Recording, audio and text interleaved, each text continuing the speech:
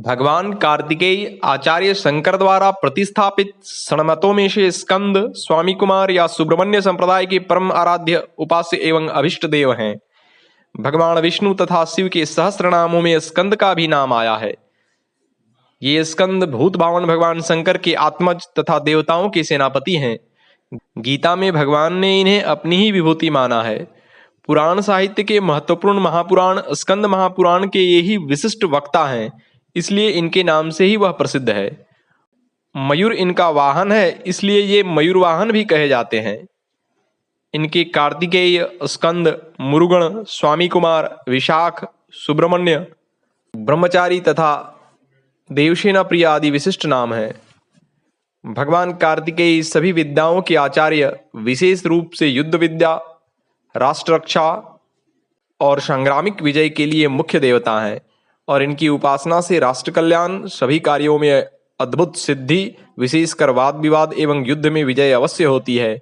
वैसे ये सभी ज्ञान विज्ञान एवं विद्या के भी प्रदाता और शीघ्र सिद्धि विधायक माने जाते हैं।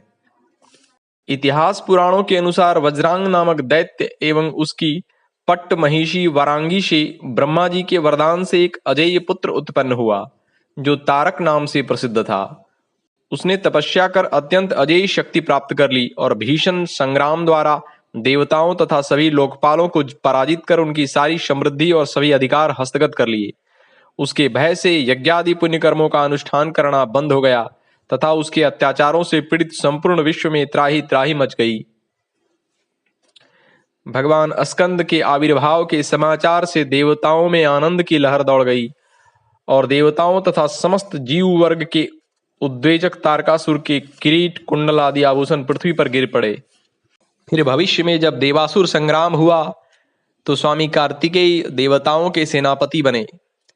कार्तिकेय ने खेल खेल में ही तारक के सभी अस्त्रों को काट डाला और अंत में एक तीक्ष्ण शक्ति उसकी ओर छोड़ दी, जो तीव्र गति से आगे बढ़ती हुई उसके वज्र सदृश हृदय को विदीर्ण कर बाहर निकल गई। तारक प्राणविहीन होकर पृथ्वी पर गिर पड़ा। उसके सिरो मुकुट तथा कुंडल कवच आदि छिन्न भिन्न हो गए। उसके मरते ही विश्व के समस्त प्राणी, यहाँ तक कि नरक के जीव भी प्रसन्न हो गए। देवताओं, ऋषि मुनियों तथा सिद्धादियों के आनंद की सीमा न रही।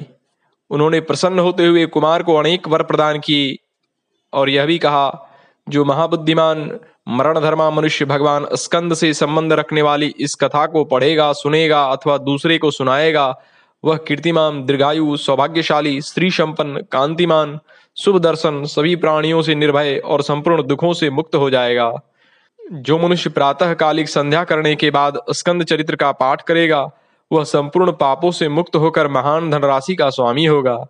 भगवान कार्तिकेय का चरित्र बालकों, रोगियों और राजद्वार पर सेवा करने वाले पुरुषों के लिए सर्वदा सभी कामनाओं को पूर्ण करने वाला है और अंत में स्कंद की सायुज्यता को प्राप्त कराने वाला है। ओम।